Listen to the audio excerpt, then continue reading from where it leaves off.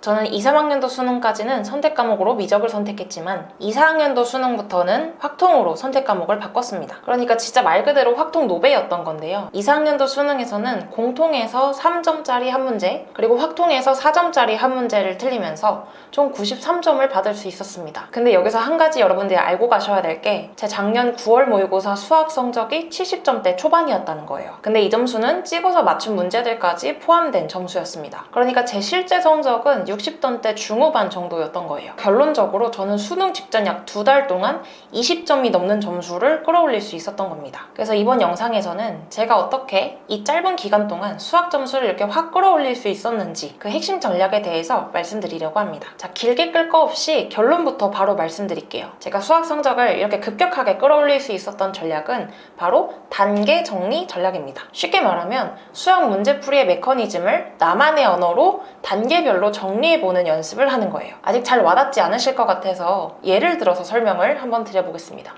이거는 제가 실제로 작년에 수능 직전 10월쯤에 기출 모의고사 문제풀이를 하면서 오답 정리를 했던 건데요. 이 해설을 적는 부분에 단계 정리 전략이 그대로 들어가 있습니다. 그래서 요거를 가지고 한번 자세히 살펴보면서 설명을 드려볼게요.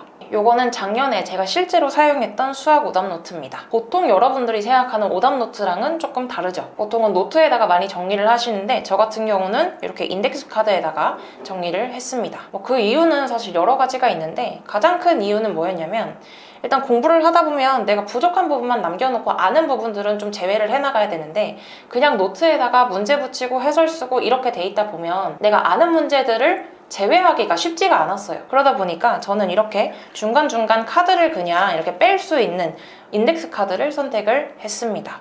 그래서 이것도 사실은 지금은 이 정도밖에 분량이 안 되지만 원래 이게 이 인덱스 카드가 몇 건이 있었어요. 근데 지금 아는 문제들은 다 제가 중간에 제외를 하고 최종적으로 수능장에 들고 갔을 때 남은 부분이 이 정도였습니다. 그래서 지금 이 인덱스 카드를 한번 펼쳐서 한번 자세히 살펴볼게요. 자, 구성은 그냥 단순해요. 여기 앞에 이게 앞장이고 이게 뒷장인데 앞장 같은 경우는 제가 문제를 잘라서 붙였습니다. 그래서 여기 보시면 지금 이게 빨다텅에서 제가 틀렸던 문제를 붙인 거거든요. 그래서 앞에는 문제를 이렇게 붙이고 뒷면 같은 경우는 이런 식으로 해설을 적어놨어요. 그래서 여기서 이 오답 노트의 핵심은 사실 이 해설 부분이기 때문에 해설을 조금 더 자세히 살펴보겠습니다. 자, 지금 해설을 보면 제가 이렇게 1번, 2번 이렇게 라벨링을 해놨거든요. 제가 1번 이렇게 한 다음에 수열 AN의 규칙성 파악하기 이렇게 적어놨어요. 그리고 2번 3의 배수가 아닌 자연수 K에 대해서 항 나열해보기 이런 식으로 제가 어떤 거를 해야 되는지 행동 자체를 이렇게 적어놨거든요. 그리고 그거에 대해서 제가 나중에 이해를 하지 못할 가능성을 생각을 해서 여기에 자세하게 이거를 풀어서 서술을 해놨습니다. 그래서 문제에서 3의 배수일 때와 아닐 때로 나누는 경우 보통은 순환성이 있다 라고 힌트를 주고 그리고 3으로 나눈 나머지만 가지고 수를 관찰해보면 이렇게 된다 라고 해서 어떻게 풀어야 되는지에서 조금 자세하게 적어놨고 그리고 항 나열해보기 라고 해서 이것도 이렇게 적어놨습니다. 이게 원래는 해설지를 보면 그냥 줄글로 줄줄줄 적어져 있었을 거잖아요. 이렇게 단계가 안 나눠 있단 말이죠. 근데 저 같은 경우는 그 해설을 보고 이거를 단계를 나눠가지고 어떤 식으로 접근을 해야 되는지를 정리를 해서 적어놨어요. 저는 이 수열 문제가 되게 약했기 때문에 이런 비슷한 유형들이 되게 많이 나오거든요.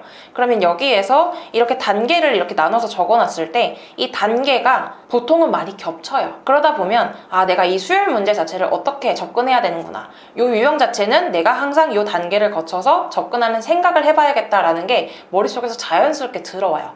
그렇기 때문에 내가 해설지에 있는 해설을 그냥 줄줄줄줄 적어놓고 그냥 그거를 다시 한번 풀어봐야지 이게 아니라 이런 식으로 내가 누군가에게 강의를 할 수 있을 정도로 단계를 나눠가지고 이렇게 적어놓으면 다른 비슷한 유형이 나왔을 때 머릿속에서 자연스럽게 이 단계를 거쳐서 논리적으로 이 문제를 풀어낼 수가 있게 되는 거예요. 이 옆에 있는 다른 문제도 하나 살펴보면 이 문제 같은 경우는 21번 문제였거든요. 그리고 지수함수와 로그함수에 관련된 문제였습니다. 그래서 얘 같은 경우도 이렇게 해설을 보시면 1번, 2번, 3번 이렇게 나눠서 정리가 되어 있는 걸 확인하실 수 있죠. 1번에서 y는 fx 그래프를 그린다. 평행이동, 대칭이동 할 때는 점근선과 정점을 챙겨라 라고 나와 있고 x가 0보다 작을 때, x가 0보다 크거나 같을 때 이렇게 나눠서 그래프를 그려놨습니다. 그리고 두 번째는 fx는 t의 서로 다른 실근 개수, 이거는 y는 fx와 y는 t, 이거 가로줄의 교점 개수다 라는 식으로만 적어놓고 그리고 세 번째는 조건을 만족하는 그래프를 그린다. 그러면 요때 힌트는 GT의 최대가 4이려면 어떻게 해야 되는지 이거를 생각해봐라 라고 제가 힌트를 적어놓고 그래프를 그려놓은 거예요. 그래서 이런 식으로 앞에는 문제를 붙이고 뒤에는 해설을 이렇게 단계를 나눠서 적어주는 거, 요게 핵심이라고 할 수 있습니다. 그럼 이걸 이제 어떻게 활용하는지 그 팁까지 살짝 드리도록 할게요. 이거를 이렇게 정리만 해놓는다고 다가 아니고 이거를 주기적으로 복습을 하셔야 돼요. 저 같은 경우는 그냥 평소에 이거를 밥 먹을 때나 이럴 때 들고 다니면서 앞에 문제를 보고 그 다음에 이걸 어떻게 풀어야 될지 단계를 떠올리는 연습을 했어요. 첫 번째는 어떻게 접근해야 되고, 두 번째는 어떻게 접근해야 되고, 세 번째는 이렇게 접근해야 된다라는 걸 떠올려 보는데, 내가 이거를 걸어 다니면서 볼 거기 때문에 실제로 머릿속에서 암산까지는 할 수가 없거든요. 그래서 암산까지 하는 게 아니라 내가 이걸 어떻게 접근해야 됐는지 그 단계만 생각을 해보시는 거예요. 그래서 그걸 생각해보고 바로 뒤로 넘겨서 가족권에서 이렇게 해야 된다, 나족권에서 이렇게 해야 되고, 요걸 때 나눠야 되고, 그 다음에 이렇게 최종적으로 답을 구한다 라는 이 과정 자체가 맞았는지를 한번 생각을 해보고, 이게 나중에는 딱 보자마자 바로 떠오를 때가 있어요. 그러면 이 카드는 이제 요 링을 열어가지고 여기에서 빼주셔야 됩니다. 그래서 뺀 문제들은 따로 모아두시고 나중에 수능 직전에 한번 전범위를 다 복습한다고 생각을 하고, 이런 문제들까지 보면서 내가 이거를 너무 오래 안 봐서 까먹진 않았는지 한 번만 체크를 해주시고, 만약에 까먹었다면 이 최종 오답 노트에다가 다시 포함을 시켜주셔야겠죠. 그래서 최종적으로는 요것만 들고 가시면 되는 겁니다. 그래서 요게 진짜 마지막 오답 노트가 되는 거겠죠.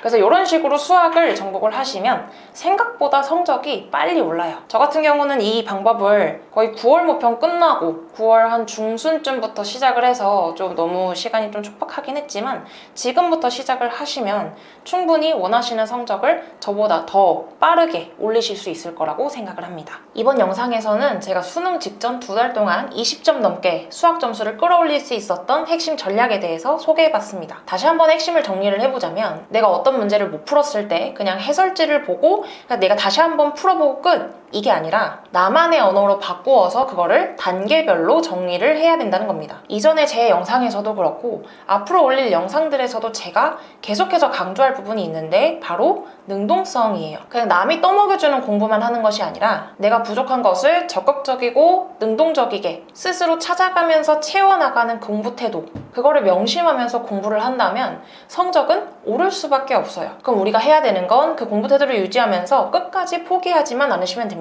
남은 기간 동안 우리는 생각보다 많은 거 할 수 있다고 제가 이전 영상에서도 말씀드렸어요. 그러니까 지치지 마시고 끝까지 화이팅 하시길 바랍니다. 오늘 영상은 여기까지고요. 제 공부법이 더 궁금하시다면 채널의 다른 영상도 참고해주세요. 감사합니다.